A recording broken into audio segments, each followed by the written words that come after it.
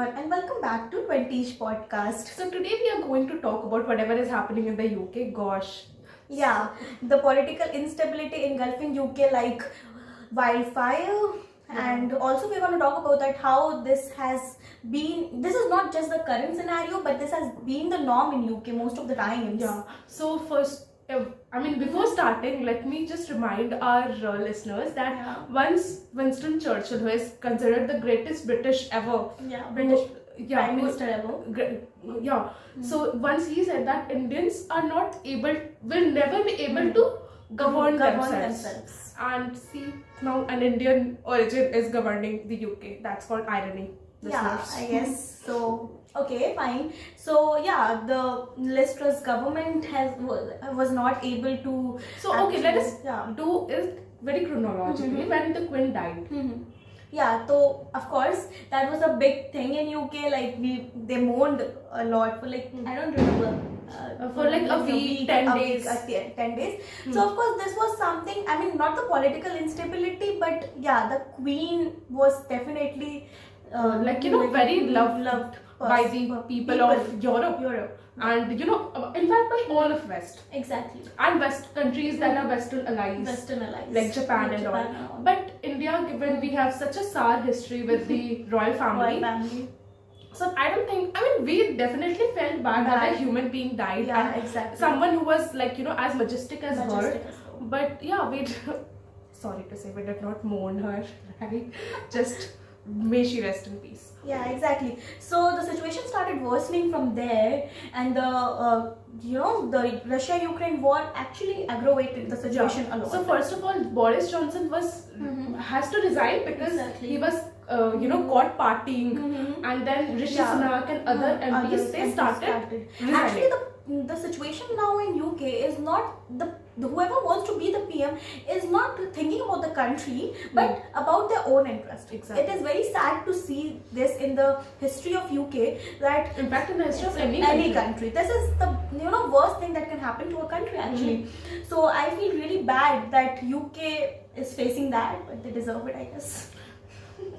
A lot of people had been joking that looks like UK's the things that they looted from their colonies they ended, which might be true. Exactly. So yeah. So first of all, Boris Johnson resigned because of a lot of reasons. Number one, COVID thing, that he was caught partying in the COVID.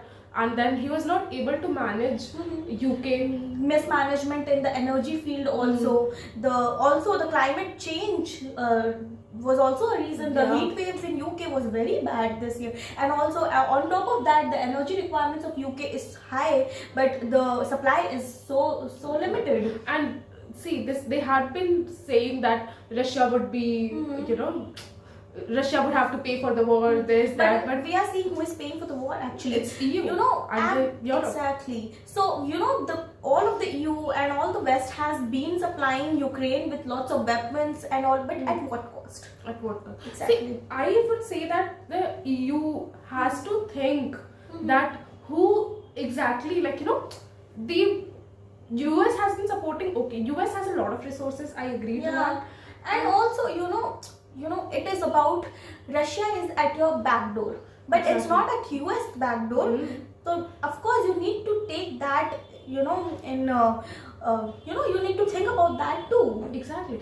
And we also saw that people have to pay like a lot. Exactly. The high taxes and Liz Truss. Actually, I don't understood what that woman wanted when she said that we will decrease the tax to increase the welfare. Like, how would you fund it then? Exactly. I didn't understood her model, and I don't understand how the people of UK thought that she will be able to do it by this vague understanding of her. I mean, that was really something I didn't get. But of course, it's after all the people, the democracy is based on people. So yeah. So then Liz Truss came, and thanks to her policies and her very vague understanding of the economy, she resigned in 45 days. So, and then Rishi Sunak took over. So, let us just discuss what Rishi Sunak basically thinks of the UK economy. Exactly, and also his way forward, because of course now the problem is there. You need a solution because US is in its worst ever economic crisis. People are living in less than 300 rupee a day. $300 a day. Sorry. Yeah. I got there. So of course that is something like you have to manage, because UK being a very developed society, people's spending is also like that. So if if the economy isn't working very well, the people are the one who will be suffering the lot. Exactly. So Rishi Sunak basically he will be going very tough on Russia and China. And he has declared this already. He said that he will even close down the Confucius centers that are around the UK, because he doesn't want that China's influence reaches the British masses in any way. Yeah, he even went on to say that China is the biggest enemy. Like, okay. Yeah, which is kind of true. It's not just the biggest enemy of India, but also of the West. Exactly, because what has China been doing? This unfair trade practices has been, burning a hole in the pockets of the West people too. Exactly. So he will go very, very strong on China and Russia. Of course, that would need a lot of support from his own people, and I don't think he'll be able to gather that much support in now. But we'll see about what happens. And about the economy, he said that he will take measures, because he kind of predicted, right, that the British pound will crash, and it did. Thanks to Liz Truss's government. Thanks to her policies. Now people are very optimistic that Rishi, because he predicted it, so he'll be able to take some measures as well to control the economy at its best. Like, of course, it will be a long-term process, but at the immediate, they need to actually control the falling euro. Sorry, what's called pound. Yeah, pound. But I think in the longer term, Britain is something, Great Britain or UK, whatever you want to say, is something that is bound to crash. The economy is bound to crash. Rishi is might delay it, but it will happen very soon. Because the economics, if we talk about it, reminds me of Margaret Thatcher, the Iron Lady of UK. So if we see the country's fundamentals, it has been deteriorating since last 50-60 years, and now it is at its worst, and it will go down. And what will Rishi Sunak do if the economy isn't performing well? What measures will you take that would actually turn the situation around? You can actually, if there's a crack, you can actually cement it, but you cannot remove the crack. Exactly. So Rishi might just delay it, or he might become a scapegoat. We never know. But the fall of the British economy is something that is bound to happen, and as Indians, as ally of the UK, all we can do is just help the economy, sign probably a FTA or something.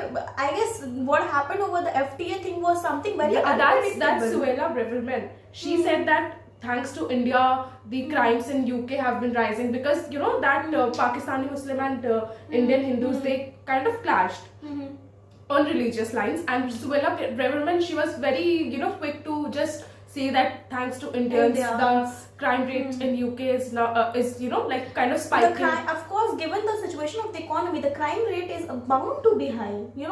This is what happens when the economy clashes. There are socio-economic, but there is no data to back that crime rate is increasing, right? She just made a statement out of nowhere. I am just talking about that this is something that will happen, because that comes hand in hand. But this doesn't mean that it's because of the Indians. If you see that Indian American, Indian British, they are like one of the highest tax paying migrants. Exactly. And people, Indians, and the Indian community out there is is very well off there. Yeah, very educated. And because that is how they actually get there. Because the best of the Indian minds, they go to these countries, and I mean, thanks to people like Rishi, Sundar Pichai, Parag, for that matter of fact. They are a fan of Parag. No, I'm not. I don't. You have been talking about him a lot. Because man got like $42 million, and he did not even they do anything significant. I mean, people like Sundar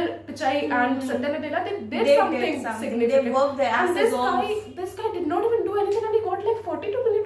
I'm impressed, man. I wish this happens to me someday. But yeah, anyway, coming back to the UK. So we said India sent the best of its mind to these countries, and there is a reason why these minds are helping those countries succeed and not their own country. Exactly. So yeah, saying this was really... Before Suella Braverman or any white, for that matter of fact, says something like, thanks to Indian community or Indian migrants, the crime rates are increasing, they better watch the statistics. Exactly. So the whites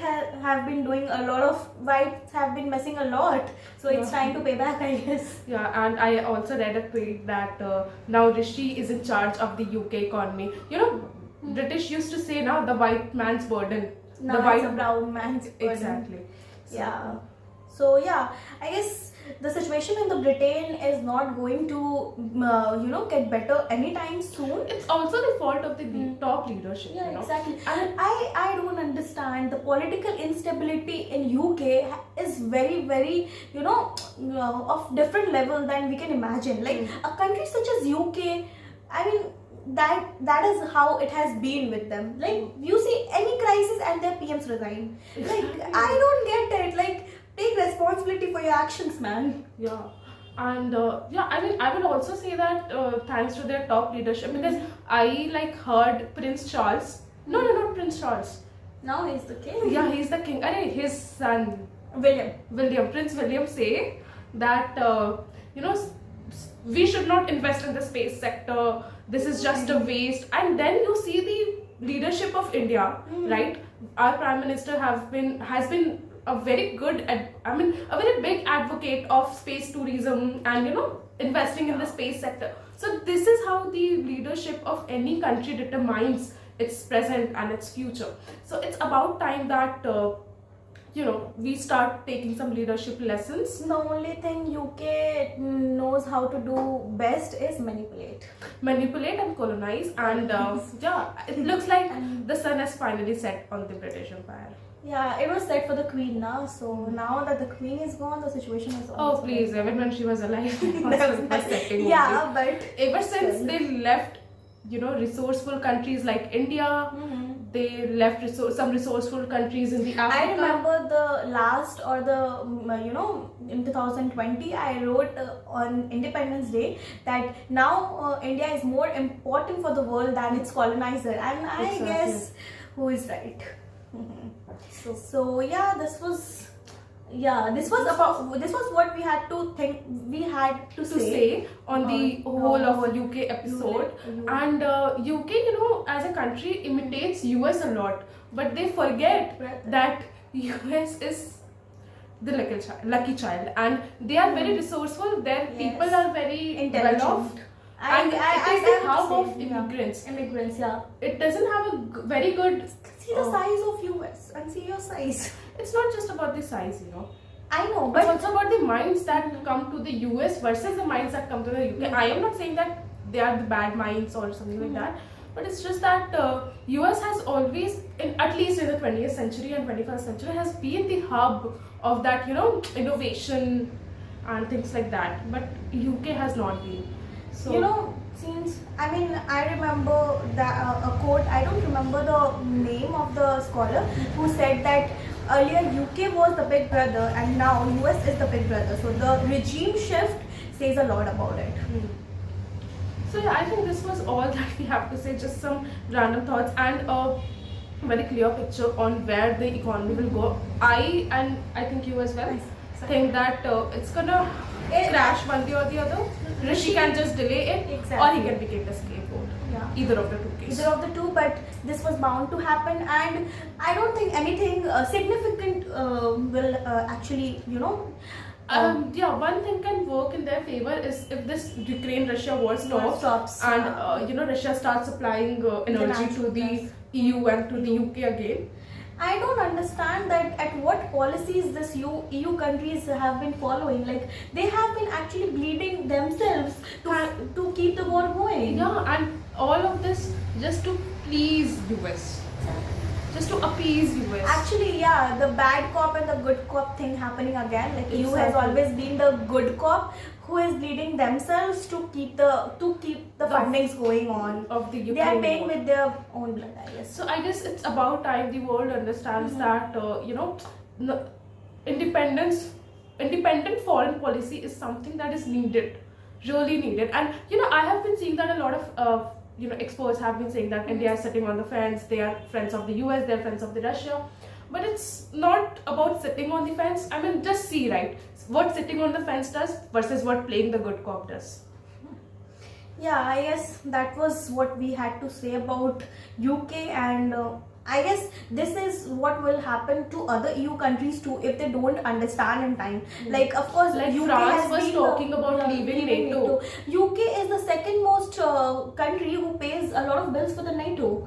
So of course, like they don't have money to eat, and they are buying Funding weapons. wars and Exactly. something that will not even affect them. Yeah. And it's okay, right? Like, I understand the policy that Ukraine the not sovereignty- join. Let's Ukraine not join NATO.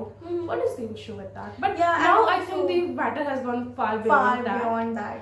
Yeah, But of course, the Russia-Ukraine thing actually preponed the economic crisis in UK. I mean, just think about it, right? What if Canada sometimes join a military pact with China? How will US feel?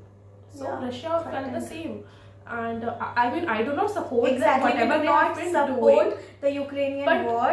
But this doesn't mean that what Russia did was totally wrong. Putin is a villain, things like that. Whatever the Western media has been, feeding your mind. people, yeah. But in India, at least, this thing is And very clear. Yeah, which is very when good. US does the same, it is for the greater good. Greater good. But when Russia does, it is the And they have bad been, person. raping women, killing children, women across the Middle East. And Julian Assange tried to uncover all of this, and what did he get in return? He gets jailed in return. Happens in a country which calls itself Themselves the democracy. and the Dr. most democracy. liberal country of the world. And it might be Julian Assange's curse as well that UK is now seeing whatever they have been seeing. Whatever be, we have discussed our views. Let us know your views about the economic crisis in UK, and till then, see you again. Bye bye. Bye bye.